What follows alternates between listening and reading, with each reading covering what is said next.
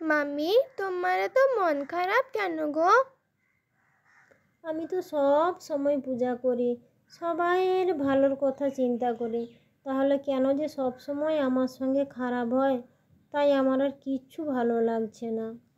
তুমি যে পূজা করো তাই তোমার এখন পরীক্ষা চলছে। একদিন সব ঠিক হয়ে যাবে। আমি নিজেই সব ঠিক করে দেব।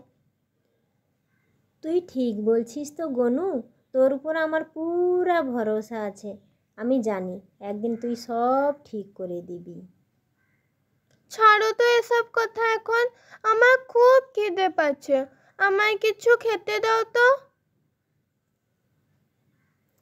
এই নে, তোর পছন্দের মোদক বানিয়েছি, তোর খুব ভালো লাগবে, খেয়ে দেখ।